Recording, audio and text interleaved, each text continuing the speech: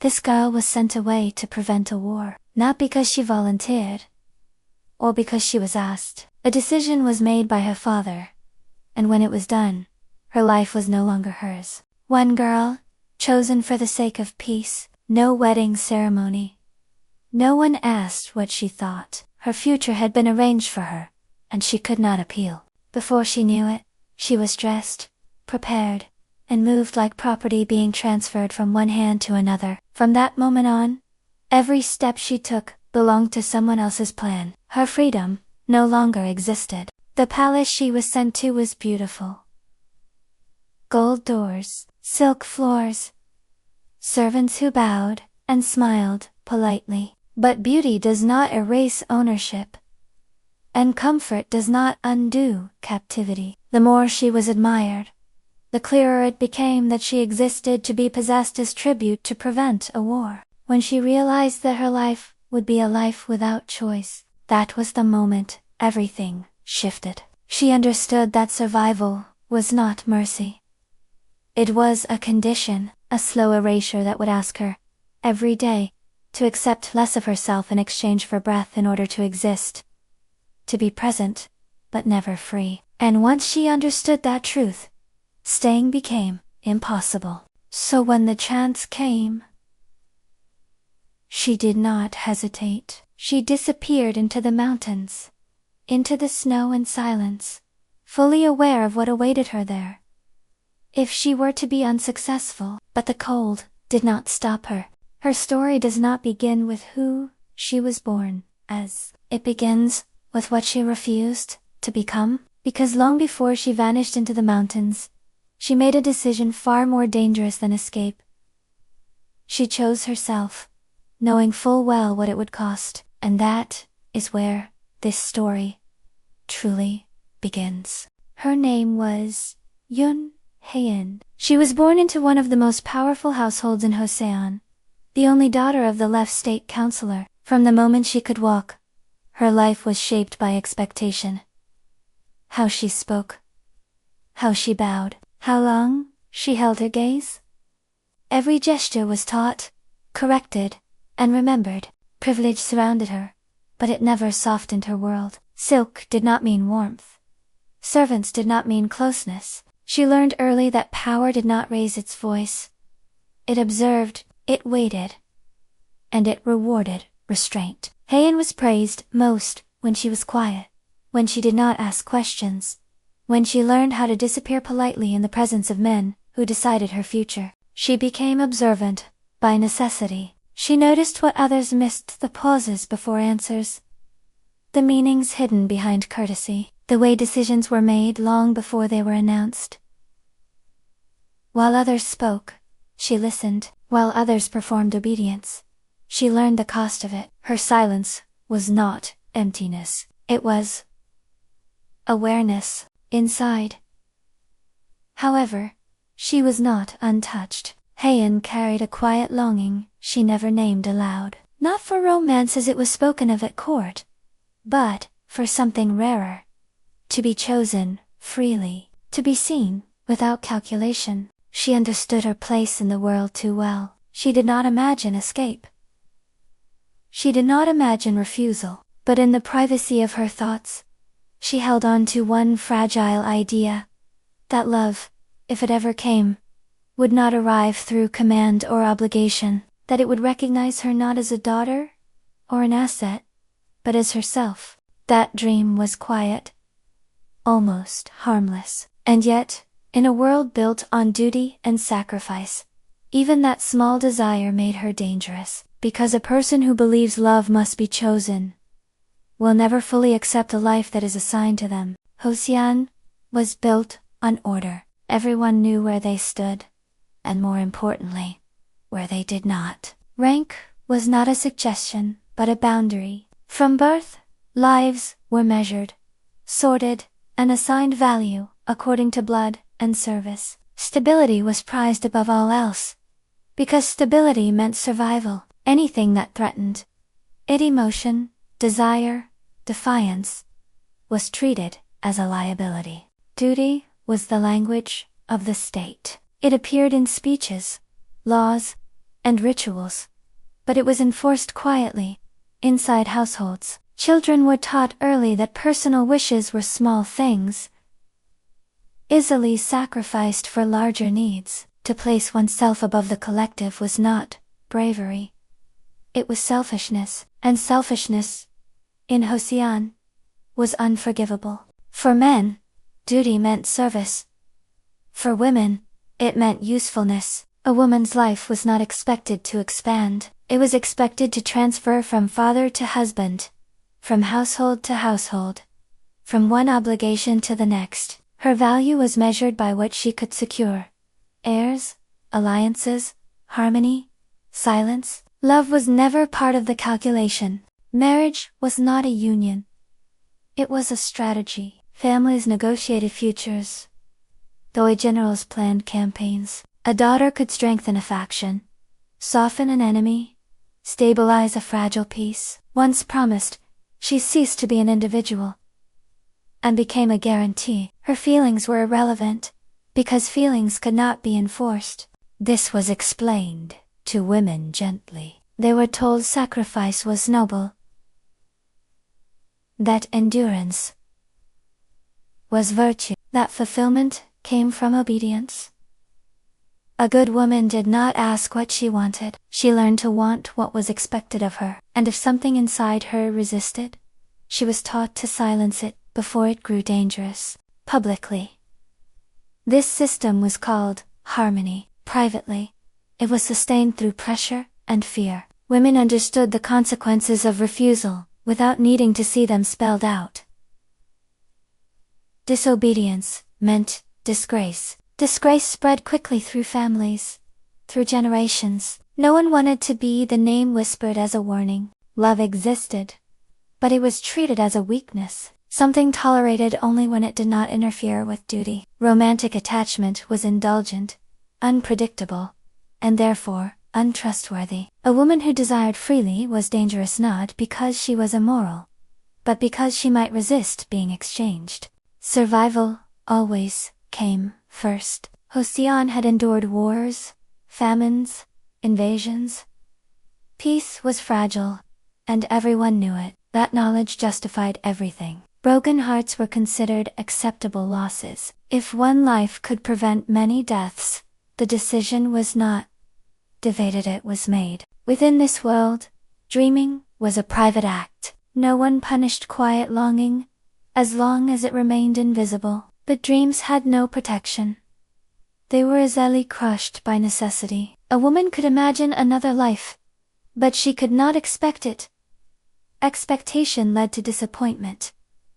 Disappointment led to unrest, and unrest was intolerable. Haeun understood this long before her fate was decided. She had watched other women disappear into marriages, arranged without cruelty. Only, they left their homes quietly and rarely returned. Spoke carefully when they did. Nothing dramatic, marked their loss, only absence. Slowly accepted as normal. What frightened her was not suffering. It was erasure. To live a life where her thoughts did not matter. Where her body served agreements she never signed. Where love, if it came at all, would arrive as obligation, not choice. In Joseon, that future was not tragic. It was expected. This was the world that shaped her. A world where women were praised for endurance, not happiness. Where silence was rewarded. Where survival justified everything. In such a place, Haeun's dream, small, quiet, unspoken, was already impossible. Not because it was foolish, but because it required something Joseon could not allow: choice. By the time the demand came, the ground had already been prepared. The language existed to explain it. The customs existed to accept it. The logic existed to defend it. Nothing about what happened to her was sudden. It was the natural conclusion of a system that had been teaching women, for generations, that their lives were negotiable. And yet, even in a world built to absorb sacrifice quietly, there are limits. Not written into law. Not spoken aloud. Limits discovered only when someone reaches the edge of endurance and realizes that survival, at any cost, is not the same as living. That realization would change everything for Heian, and for the story that follows. The threat did not arrive with fire. It came sealed in ink and ceremony, carried by envoys, who bowed correctly, and spoke with careful restraint. A powerful empire to the north had turned its attention southward. Their armies were strong, their borders restless. Peace, they said, was still possible if Joseon proved its sincerity. Tribute was not unusual. Joseon had sent gold, grain, silk, and rare goods before. Such exchanges were unpleasant but familiar, a way to delay conflict and preserve fragile balance. The court expected negotiations, calculations, compromise. What they did not expect was the condition that followed. This time, the empire did not ask for wealth. They asked for a woman, a royal woman, one high in rank, presented openly, bound formally, given as a bride to the emperor himself, a living symbol of submission, a reminder that peace, once granted, could also be withdrawn. The court froze, ministers argued, wondering why they didn't ask for the usual tributes. Advisors lowered their voices. No one wanted to say the words aloud, but everyone understood what was being demanded. A woman's body, placed where armies could not be. A marriage that would bind Joseon more tightly than any treaty ever could. Panic spread quickly, though it wore a careful face. To refuse meant war. To accept meant humiliation. Both choices carried consequences that would echo for generations. Pride weighed heavily, but survival weighed more. The court had seen what happened to kingdoms that chose honor over endurance. No one wanted to be remembered that way. The princess was the obvious answer. She was young, a royal, and unmarried. But the moment her name was spoken, resistance followed. She pleaded with tears in her eyes, begging not to be sent away. The king hesitated. The court stalled. Every delay felt dangerous. Every discussion ended the same way, with no solution that spared everyone. What made the demand unbearable was its precision. It targeted exactly what Joseon valued most, and protected least. A woman's fate could be decided quickly, cleanly, with justification prepared in advance. Sacrifice would be explained as necessity. Loss would be reframed as duty. The language was already waiting. As days passed, the pressure tightened. Envoys waited. Armies remained poised. The court searched for alternatives that did not exist. Every path led back to the same conclusion. Peace required a body, and if that body did not belong to the royal line, it would need to resemble it closely enough to satisfy the empire's demand. This was how panic truly revealed itself, not through shouting or chaos, but through calculation, through the quiet weighing of lives against borders, through the unspoken understanding that some people could be lost without collapsing the state. The question was no longer whether a woman would be sent but which woman could be spared. The princess refused, dramatically and firmly enough that the court could not ignore it. She wept, and she also stood her ground. She was young, a royal, and keenly aware of what the demand meant. Marriage, in this case, was not alliance, it was surrender, and she would not step into it willingly. Her refusal fractured the court. Some ministers argued she must obey. Others warned that forcing her would weaken the throne itself. The king hesitated, trapped between his daughter and his duty. Every discussion ended in silence. Every delay sharpened the threat beyond the palace walls. The kingdom needed an answer, and it needed one quickly. Political deadlock settled in. No faction could move forward without losing something vital. To send the princess was to risk resentment and instability. To refuse the empire was to invite war. Each path carried consequences that no one wanted to claim responsibility for. The court stalled, hoping time itself might provide an escape. Envoys waited. Messages arrived. Borders remained tense. The Northern Empire did not repeat its demand. It did not need to. Its silence was deliberate, a reminder that patience was a luxury Hossein could not afford. The longer the court hesitated, the clearer it became that compromise would not be found at the center of power. It was during this silence that Yun Haiyan's father spoke. The left state counselor had watched the debate carefully. He understood its limits. He knew which arguments would fail and which would endure. When he finally bowed and offered a solution, the room stilled, not because it was unexpected, but because it was effective. He offered his daughter. He spoke of loyalty, of stability, of preserving the royal line. He reminded the court of his family's closeness to the throne, of Haiyan's upbringing, her refinement, her suit. She was not royal, but she was close enough to satisfy the demand. The proposal changed everything. Relief moved quickly through the room, thinly disguised as solemn approval. Objections softened. Arguments dissolved. What had been impossible moments earlier now felt inevitable. The solution spared the princess, preserved the throne, and answered the empire's demand without open humiliation. No one asked what it would cost Haiyan. Her name was spoken carefully, respectfully, as though courtesy could replace consent. The language of duty returned, smooth and practiced. Sacrifice was framed as honor. Loss was reframed as service. The decision moved forward without resistance, because resistance had already been redirected. For the left state counselor, the decision carried another weight. By offering his daughter, he did not merely solve a crisis, he strengthened his position. Loyalty demonstrated at such a moment was remembered. Favors accrued quietly. His status rose without announcement. This was how power worked, through offerings that could never be reclaimed. When Haiyan was told, there was no room for discussion. The matter had already been settled. She was informed, not consulted. The words were careful, even gentle, but their meaning was absolute. Her future had been assigned. The path ahead was already prepared. All that remained was her compliance. She did not react as they expected. There was no outburst, no collapse, no pleading. She listened quietly, her expression unchanged. Those delivering the news mistook her stillness for obedience.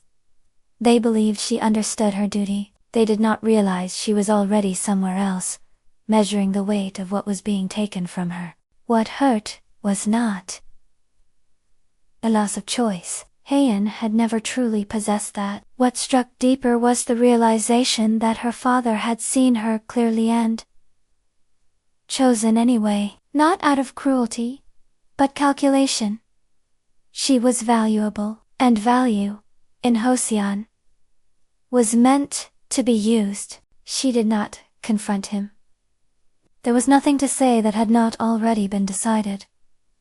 Accusation would change nothing. Anger would serve no purpose. Silence, she had learned, was often the only space left to those without leverage. And so she accepted what had been offered, outwardly unchanged. Her acceptance was not obedience. It was not submission, dressed as grace. Inside, something loosened quietly, dangerously. For the first time, she understood that remaining in Hossein would never allow her to belong to herself. If her life was to be traded regardless, then perhaps exile was not only loss. She began to see the departure differently, not as punishment, but as movement, not as surrender, but as distance. Leaving Hossein meant leaving the walls that had shaped her, the rules that had already decided her worth. It was a fragile hope, barely formed, but it was hope, nonetheless. So she bowed and agreed, not because she believed in the sacrifice, not because she forgave the betrayal, but because somewhere beneath the weight of duty, she imagined a future that did not exist where she stood. And in that imagining, she took her first step away from Hossein long before her body ever followed. She left Hossein before dawn. No crowds gathered. No farewell ceremony was held. The departure was handled efficiently, as matters of state always were. A carriage waited, Guards stood ready. Orders had already been given. By the time the palace gates closed behind her, the city was still asleep, unaware that something irreversible had already begun. The road to the north was long and unforgiving. As the landscape changed, so did the air. Fields gave way to stone, villages thinned, then disappeared altogether. Snow settled heavier with each passing mile. The mountains ahead were vast and silent, rising like a boundary meant to separate what could be returned from what could not. No one spoke to her about where they were going. The route had been planned, the destination agreed upon. Her presence was required, not her understanding. She was escorted, guarded, watched. Each step reinforced what had already been decided. She was no longer traveling as herself, but as something being delivered. The cold arrived quietly. It crept through layers of fabric and settled into her bones. Breathing became sharper, movement slowed. The physical discomfort was constant but manageable. What unsettled her more was how easily she adapted to it. Pain, she learned, could be absorbed. Loss was harder to locate. In the snow-covered passes, she felt herself becoming smaller, not physically, but inwardly. The world narrowed to the path ahead, the sound of hooves, the rhythm of movement. Everything else receded. Joseon felt less like a place she had left, and more like a life that belonged to someone else. By the time the mountains began to descend, something essential had shifted. She no longer thought of return. The idea felt irrelevant. The separation was complete, even without ceremony.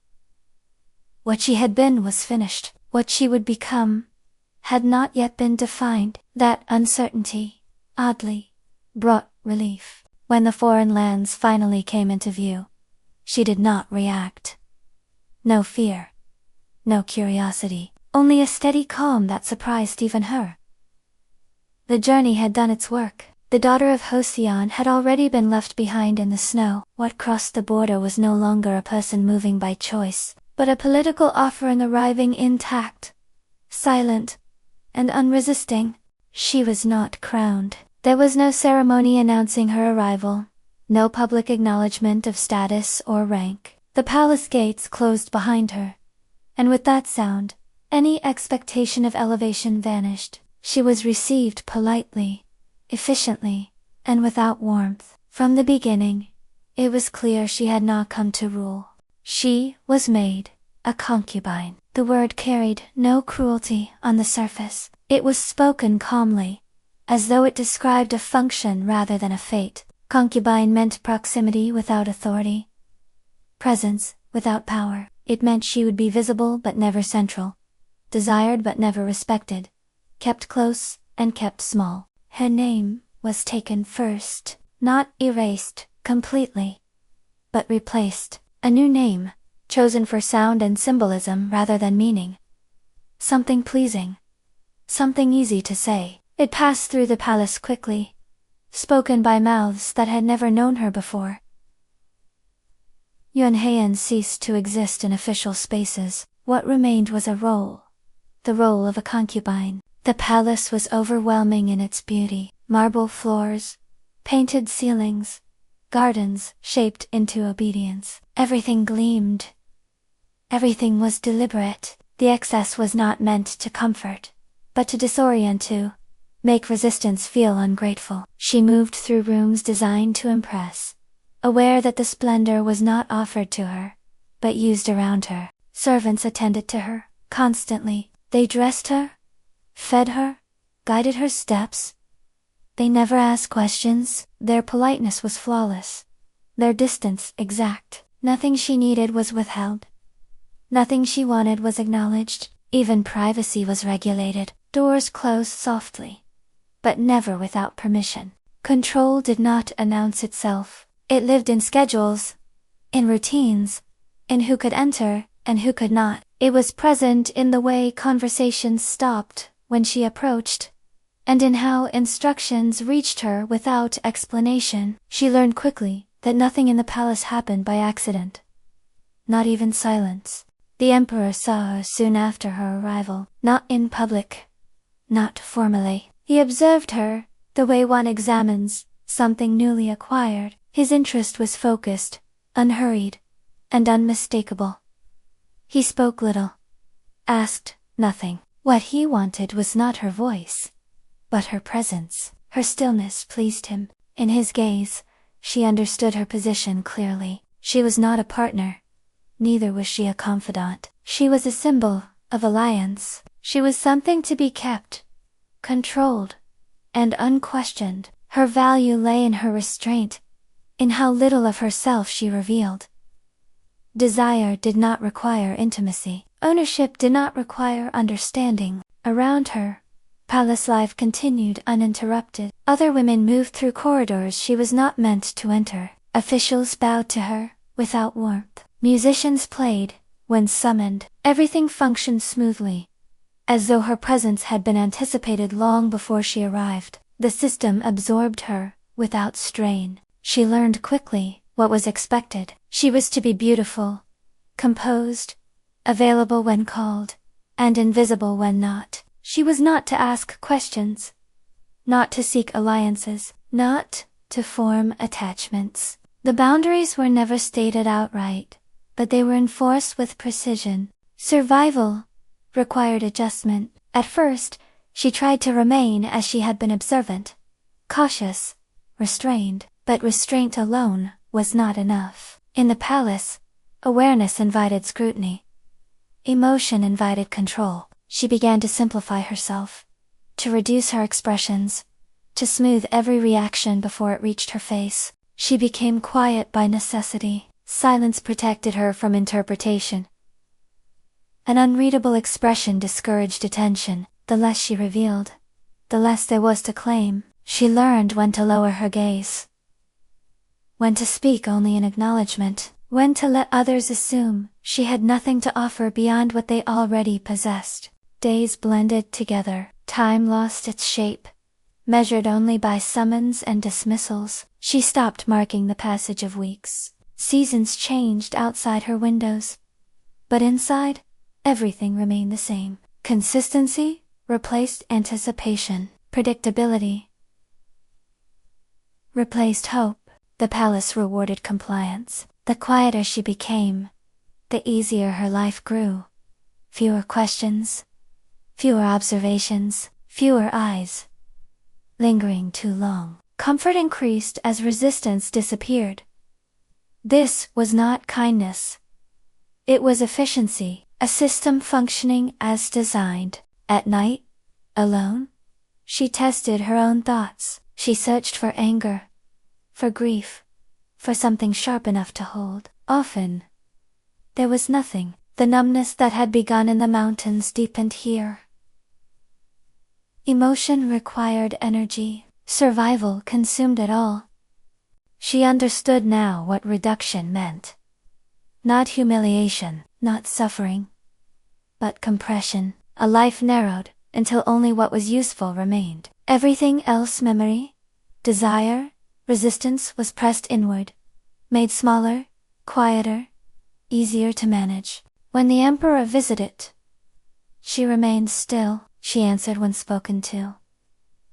She offered no unnecessary words. Her composure pleased him. Her silence reassured him. He mistook restraint for acceptance, stillness for consent. The distinction no longer mattered. What mattered was that she did not disrupt the order of things. This was how she lived, surrounded by beauty, governed by control, desired without being known, protected without being free. Each day passed without incident, without conflict, without escape. The palace did not harm her body, it claimed everything else. And in that quiet containment, something began to take shape. Not yet a plan. Not yet a decision. Just the understanding that silence could only protect her for so long, that unreadable faces eventually invite possession, that even stillness has limits. For now, she endured. She learned the palace, learned its rhythms, learned where attention gathered, and where it drifted away. Survival depended on patience, and she had been trained for patience all her life. But patience was not surrender. It was preparation without form. Waiting without expectation. A way of staying intact long enough to recognize the moment when endurance would no longer be enough. That moment had not arrived. Not yet. He noticed her long before he spoke to her. The emperor's cousin, Suyezu. He moved through the palace with an ease she had not seen in anyone else. He did not hurry, he did not command attention. Yet eyes followed him instinctively. He was tall, well-built, his features balanced in a way that invited trust before admiration had time to form. He was undeniably handsome. Not in the polished, distant way the emperor was, but in a manner that felt human. Warm eyes, an open expression, a face accustomed to laughter, the kind of man whose presence softened rooms instead of tightening them. The emperor was aware of this. Others were careful not to mention it aloud. Unlike most in the palace, he did not study her as an object. When their paths crossed, his gaze lingered just long enough to acknowledge her as a person. That recognition unsettled her more than indifference ever had. She had learned how to endure being seen as property. Their first conversation was brief, polite, ordinary, almost forgettable. He spoke to her as one would speak to an equal, carefully, without expectation, asked about her comfort, not her usefulness. When she answered, he listened, without interrupting. When the exchange ended, he bowed and left, leaving no demand behind. After that, he returned. Not often, not predictably, always within the boundaries of propriety. Sometimes with a book in his hands, sometimes with nothing at all. He spoke of trivial things. The weather, court events, a poem he had read. The books mattered more than she expected. They were written in a language she had almost forgotten hearing aloud. Stories not meant to instruct or discipline, but to observe. He left them without ceremony, never asking what she thought of them. The gesture was simple, but it carried something rare. Familiarity without claim. In his presence, she felt something stir. Not desire, not hope. Awareness.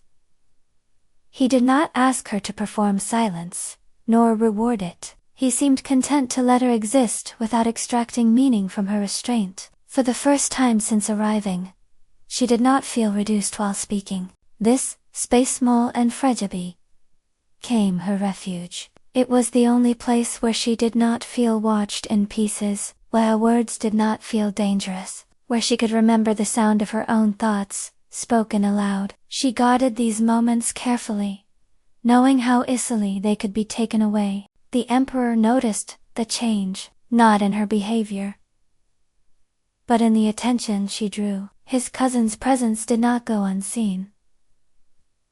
Too much warmth, too much ease. The emperor's gaze sharpened when they shared a room. Silence followed them like a shadow. Beauty had always been a threat. Now, it was proximity. The emperor trusted no one easily, least of all a man who was admired without effort. Yizu had always unsettled him. Too visible, too well-liked, too human. Watching him speak to her, the emperor felt something tighten. He felt possessive of her. He felt like the control he had was slipping away. Yizu sensed the danger. He did not need to be warned. Court instincts ran deep. He shortened his visits, chose his words carefully, maintained distance where closeness once came naturally, but restraint could not erase what had already been noticed. Once something is seen, it cannot be unseen. For Heian, the cost became clear. What had felt like safety was now risk. Recognition had consequences. Being seen meant being watched more closely. The space that had allowed her to feel human was narrowing, tightening under scrutiny. She did not regret it, but she understood it would not last. Still, she held on to it. That somewhere beneath the silence, she still existed as someone capable of being addressed without ownership. That knowledge was dangerous, because once a person knows they are seen, unseen life becomes unbearable. The palace had given her comfort. But this small, fleeting recognition had given her something far more unstable, a reason not to disappear quietly. It began quietly. A pause where there had once been ease, a glance held too long, a room that fell silent when she entered. She did not hear the rumors herself, but she felt their movement through the palace, and how quickly attention shifted. How carefully people began to watch where they stood. Someone had noticed. The emperor had seen her with Yi Zhu more than once. Not touching, not whispering, simply existing in proximity that felt too natural, too unguarded. In a palace built on control, familiarity itself was suspicious. The emperor's desire changed shape. What had been steady attention sharpened into vigilance. He began to notice where she was at all times, who stood near her, how long conversations lasted. Desire, once satisfied by presence alone, became restless. Ownership, once assumed, demanded confirmation. He did not confront her. That would have implied uncertainty. Instead, control tightened around her quietly, methodically. Access narrowed. Schedules shifted. Doors that had once opened without question now required permission. The palace did not announce punishment. It rearranged itself. Isolation followed. Her rooms were changed. Her attendants replaced. Paths she once walked freely were no longer available. Visits ceased without explanation. Yi Zhu no longer appeared before her. His absence was enough to feel deliberate and sudden, enough to feel like a warning. She was watched constantly. Eyes followed her movements without meeting her gaze. Conversations ended as she approached. Even silence felt supervised. She learned to measure her steps, her posture, her breath, aware that stillness itself could be interpreted. She wasn't punished directly. It happened to those around her instead. A servant beaten, an attendant removed overnight without explanation. Each incident carried the same message. Consequences existed, and proximity was enough to invite them. The emperor's presence grew heavier. He visited more often, stayed longer, watched her closely, as if testing something invisible. His words were measured, his tone calm, but beneath it ran suspicion, sharp and unyielding. Possession had become anxious. She returned to stillness. More carefully this time, more completely. But the effect was different. Silence no longer soft scrutiny. It deepened it. Unreadable faces invite interpretation. An interpretation invites domination. Patience stopped working. She had endured before, reduced herself before. But this was different. The boundaries were closing, not stabilizing. Obedience no longer earned safety. It only delayed consequence. The space she occupied was shrinking toward inevitability. She had not yet planned to escape, but she stopped imagining a future inside these walls. The idea felt finished. What remained was a narrowing of options, a quiet understanding that patience had reached its limit, and when patience ends, only choice remains.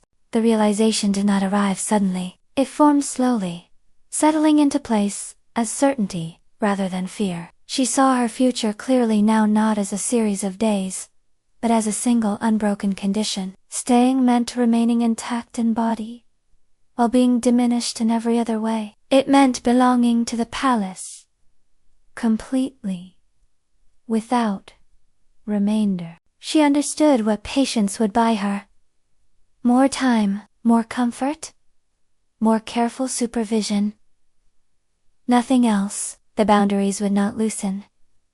Control would not soften. Silence would not transform into freedom. What had been taken from her would not be returned through endurance. Staying promised longevity, not agency. For the first time, she stopped hoping conditions might change. Hope had been useful once. It allowed her to adapt, to wait, to believe that restraint could protect her. Now, it felt dishonest. The palace was not unfinished. It was complete, functioning exactly as intended, and within it, her role was fixed. She measured the cost of escape carefully. It offered no certainty, no safety, no promise of survival. The mountains beyond the palace walls were unforgiving. Winter was already deep. To leave meant exposure, pursuit, and a death that would not be gentle. She did not romanticize it. She did not pretend otherwise. What escape offered was choice, a single decision that would belong to her alone. One action, not shaped by negotiation, obedience, or calculation by others. Even if it ended everything, it would be hers. That distinction mattered more than outcome. Agency, she realized, did not require survival-only consent. She compared the two futures honestly. One was long, predictable, enclosed. The other was brief, uncertain, exposed. The first required her continued disappearance. The second required courage she was not sure she possessed. But only one allowed her to remain herself, even for a moment. That was when the decision became unavoidable. Not dramatic, not impulsive, simply necessary. Staying meant accepting a life that would never be returned to her. Leaving meant risking everything at once. Between certainty without self and danger with it, she chose the danger. She chose the afternoon because it was unremarkable. It was not her day to be with the emperor. No summons had been issued. No change in routine hinted at danger. The palace moved by habit, and habit was dependable. Snow fell outside in a steady, patient curtain, softening sound, dulling urgency. It was the kind of weather that made guards linger indoors, and servants move without haste. That was why she moved. Then, she did not flee like someone afraid. She walked through corridors she knew by memory, through doors that had never once been barred to her. Servants bowed without curiosity, eyes lowered as they always were. Nothing in her posture suggested finality. Nothing in her pace suggested urgency. She passed through the palace the way she always had, quietly, invisibly, unquestioned. By the time she reached the outer grounds, no one had noticed she was gone. The snow thickened as she crossed the open space beyond the buildings. Stone gave way to earth to uneven ground already whitening under her feet. The light had begun to thin, the sky pressing low and colorless. She did not stop. She did not look back. The palace loomed behind her, vast, silent, certain she still belonged to it. She stepped beyond its certainty. Inside the palace, the day continued. It was only later, as the afternoon edged closer to evening, that the summons was issued. Unexpected. Irregular. A shift in habit that would have gone unnoticed if she had been where she was meant to be. A messenger was sent to her chambers, with calm assurance. He returned alone. Another attendant was sent. Then, another. Minutes stretched beyond what was acceptable. Confusion surfaced, first brief, uncertain. Then something colder replaced it. Her chambers were entered. Everything was in order. Too orderly. Nothing disturbed. Nothing taken. No sign of delay or mistake. She had not wandered. She had left. The response was immediate. Orders were passed without any discussions. Soldiers summoned, hounds brought forward, low and restless, already sensing urgency. The emperor did not shout. He did not question. Something that belonged to him had crossed a boundary without permission. By then, she was already far beyond the walls. The land opened endlessly before her, white, uneven, offering no shelter and no guidance. Snow fell heavier now, pressing sound flat against the earth. Her breath burned her chest. Each step erased itself behind her, swallowed almost as soon as it landed. She moved forward, because stopping would end everything. The first sound reached her before she saw anything. Haunzo. Their voices cut through the wind sharp, relentless, unmistakable. Panic surged, then settled.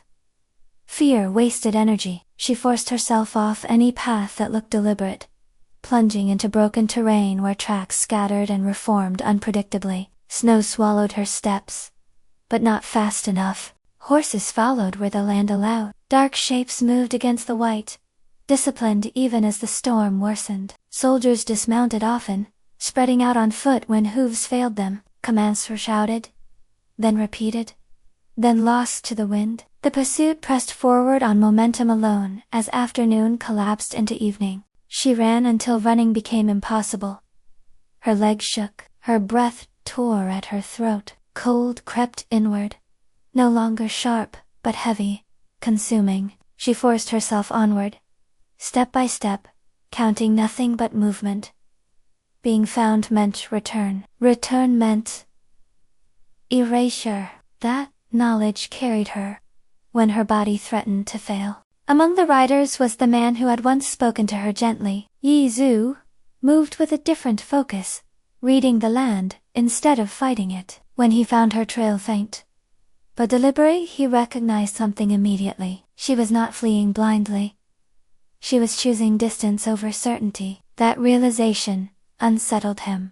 He followed alone for a while. Daylight thinned rapidly now, dragged away by cloud and snow. The trail bent away from obvious paths, dissolving into open land where direction lost meaning. He imagined her ahead, cold, disoriented, relentless. He knew what awaited her if she was taken back. He also knew what duty demanded of him. When he finally saw her, she was barely a shape, a figure moving against the white, staggering but still upright. He slowed. The moment stretched, thin and unbearable. One call would summon the others. One signal would end it. He remained where he was, breath fogging the air, caught between command and conscience. Night fell fully. The storm claimed the land without resistance. The hunt slowed, then faltered. Hounds lost the scent. Horses turned uneasy. Searching became dangerous. Orders were shouted, then abandoned. The mountains no longer belonged to anyone who entered them. The pursuit was called off before midnight. The storm would take more lives if they stayed. The soldiers turned back reluctantly, carrying silence with them. Behind them, the snow continued to fall, uninterrupted, erasing the last signs of movement. She was alone. No voices, no pursuit, only wind, snow, and the cold pressing inward.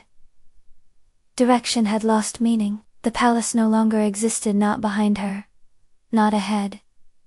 The chase was over. What remained was survival. And the mountain did not care who she had been. Yi Zhu did not collapse all at once. He slowed first. The storm had passed, but the cold had not loosened its hold. Snow lay deep and undisturbed, smoothing the land into something endless and indistinct. His breath came uneven now, tearing at his chest with every step. The supplies weighed heavier than they should have, pressing into his shoulders as if reminding him how late he was. He searched for her, calling her name into the open land, listening to it disappear without answer. The mountains offered nothing back, no echo, no sign, no mercy. His feet dragged, his hands shook violently, as numbness crept inward. Still, he walked. Still, he looked for her. The realization came quietly, not as certainty, but as absence. The land had settled. No tracks remained, no disturbance marked recent life. Snow covered everything, evenly, patiently. He understood then that time had already made its decision. Whatever chance he had carried into the mountains had been spent before he arrived. He sat down where he stood.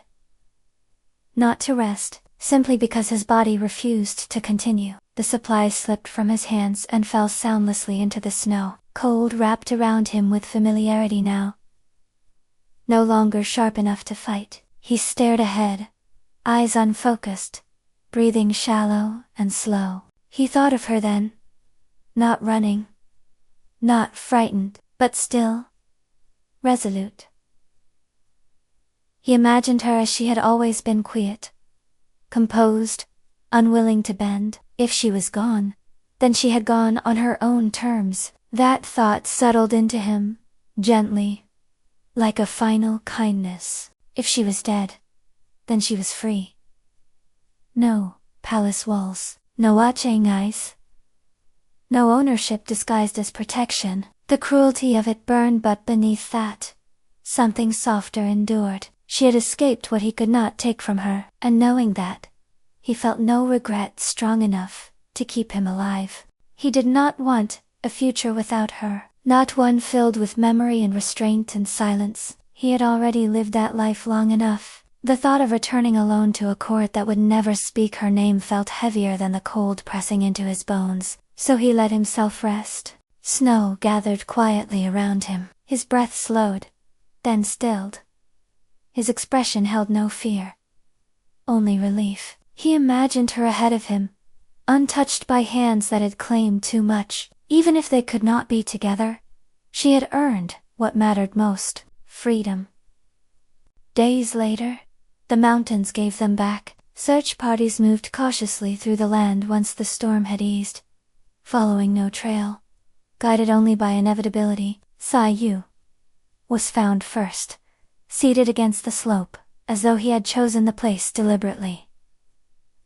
Supplies lay nearby, unused. His face was calm. Farther up the mountain, they found her, curled within a shallow cave, sheltered from the worst of the wind. Snow had drifted softly around her, preserving rather than harming. Her body was untouched, her expression peaceful. No sign of struggle marked her final moments. She looked as though she had simply gone to sleep.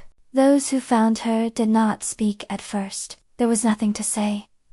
Even in death, she did not look defeated. The cold had taken her gently, without distortion. She had not been dragged back. She had not been claimed again. Whatever decision she had made, she had carried it through completely. Yi Su was found close enough to know the truth. Close enough that, had he arrived sooner, things might have been different. That knowledge settled heavily among those who stood there. He had been too latent. That lateness had cost them both, yet there was no sense of waste in the scene. They were returned, separately, carried down the mountain in silence, the wind still moving through the passes, as if nothing remarkable had occurred. But something had. A woman had chosen herself. A man had followed till it had chosen not to remain behind. What remained was absence, an emptiness the palace would never explain. A silence that would never be corrected. She had not lived long. She had not been saved, but she had not been owned again. And in that, cruel as it was, she had won. The story did not move quickly at first. It traveled the way most truths do, quietly, unevenly, carried by those with nothing to gain from silence. Travelers spoke of it in passing. Merchants repeated it between negotiations, in roadside shelters, and ginseng houses. The same fragments surfaced again and again.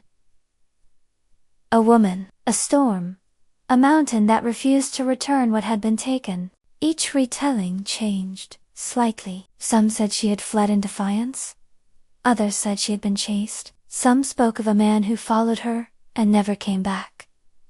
Names blurred, borders shifted, but the core remained unchanged. A woman had been demanded as peace, and peace had been paid for with her life. The story crossed borders without resistance. It moved through caravans and ports, through inns and markets, through conversations meant to pass the time. No one argued its truth. It did not sound like invention. It sounded like consequence, and in time, inevitably, it reached Joseon. When the court learned of it, disbelief came first. Then anger, not outrage for lost honor, but something quieter and more personal. The king listened without interruption as the account was delivered. He asked no questions until it ended. Only then did his composure break, not into spectacle, but into something colder. He thought of his daughter, not as a princess, but as a girl who had wept and refused. He imagined her in that foreign palace, imagined her being watched, possessed, reduced, imagined her choosing the same path when patience failed. The thought struck deeper than diplomacy ever could. Rage followed. Clarity. The agreement had been broken not in letter, but in outcome. A living offering had been demanded. A dead woman had been returned by rumor instead. The king did not accept explanation. He did not accept apology. He demanded her body be sent back to Joseon at once. The demand could not be refused. The empire had gained nothing from her death. Peace had not been secured. Silence had not been preserved. Sending her body back was not concession, it was admission. And so preparations were made, not with ceremony, but with haste and discomfort. When her body returned, the kingdom did not gather to receive it. No banners were raised. No proclamations issued. She was carried through the gates quietly, wrapped against the cold she no longer felt. The streets remained empty. Doors stayed closed. People watched from behind screens and shutters, unsure how to name what they felt. There was no celebration, no justification offered, only the weight of what had been lost. Ministers who had once spoken of necessity now avoided one another's eyes. Words like duty and sacrifice felt thin in the presence of her stillness. She was returned to her family without fanfare. Her mother did not cry loudly. Her grief had passed beyond sound. Her brother stood frozen, older than they had been when they made their promises.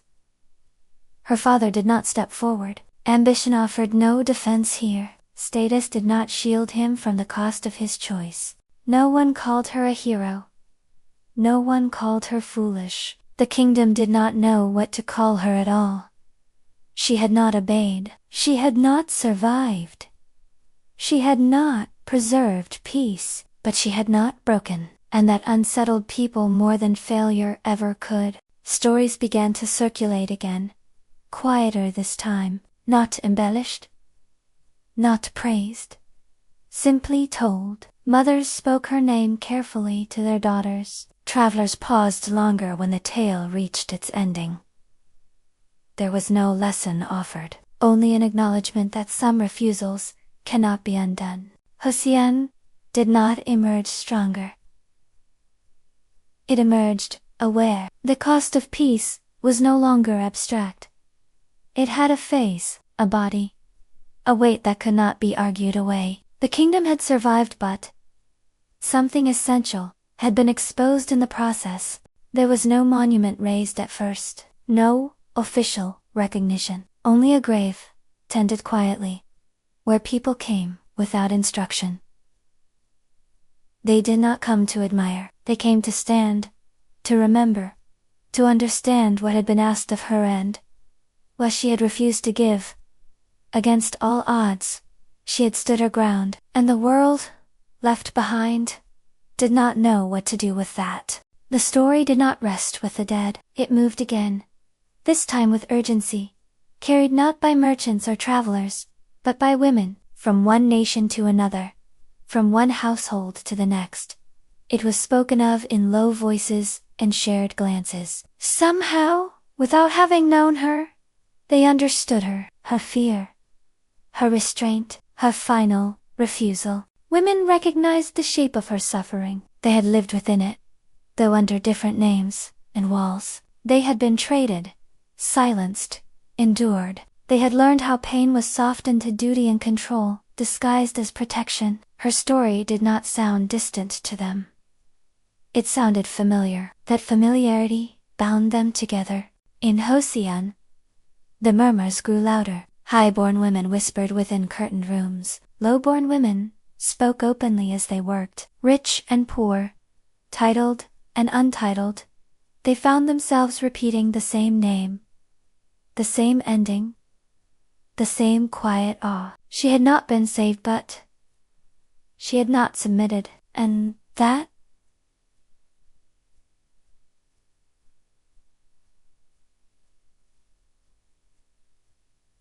and that mattered. They began to gather, not in defiance, but in resolve, in numbers that could not be dismissed as coincidence. They came with words prepared, not accusations. They did not ask for vengeance. They asked for recognition, for memory, for her life to be named and preserved, not erased by convenience or silence. They demanded a monument, not to glorify death, but to honor choice. Not to praise suffering, but to record refusal. They demanded her story be written, taught, passed down not as warning alone, but as testament, so that no young woman would believe she was alone when faced with such a decision. The palace could not ignore them. The queen stood among them, her presence steady and unmistakable. Palace ladies followed, their silence now deliberate rather than imposed. What began as petition became insistence. The court shifted uneasily, unused to unity that did not fracture under scrutiny. The king listened. He saw what resistance would cost. Not disorder but fracture. He had already imagined his own daughter in that mountain storm. Now, he imagined a kingdom where women no longer believed their lives were seen. That was a loss Hossein could not survive, and so, he gave in. The monument was raised quietly. No celebration marked its unveiling. No speeches sought to soften its meaning. It stood simply, carved with care, placed where it could not be overlooked or forgotten. A marker not of obedience, but of dignity, a presence that refused to be absorbed into silence. They named her the frozen petal, not for fragility, but for what endured. When her body had been returned, those who saw her remembered the stillness of her face. Peaceful, untouched by fear. The cold had wrapped her gently, preserving her resolve rather than erasing it. She became a symbol shaped by contrast, softness that resisted crushing, beauty that could not be owned, a reminder that gentleness and defiance were not opposites, but often lived side by side within the same heart. Mothers brought their daughters to stand before the monument. They spoke plainly. They said this was what had been asked of her. This was what she had refused. This was what it cost, and this was what it meant. Over time, her legend settled into something enduring. She was remembered not as a concubine, not as a sacrifice, not as a cautionary tale, but as a woman who chose herself when every path denied her choice. Dignity, defiance, bravery, a freedom paid for dearly, but claimed without compromise. The world did not change overnight. Women were still bound by duty, still watched, still traded, but something had shifted quietly. A language had been given to refusal, a face had been placed upon resistance, and that, once named, could not be undone. And so her story endured. Not because it promised hope, but because it told the truth, that even in the coldest place, even at the end of all roads, a woman could choose meaning over survival and, in doing so, leave behind something the world would never quite recover from. The frozen petal remained, and she was never owned again. If her story moved you, share it, and subscribe for more interesting stories. And tell us, what did her choice mean to you? Would you choose the same route, if you were in her shoes?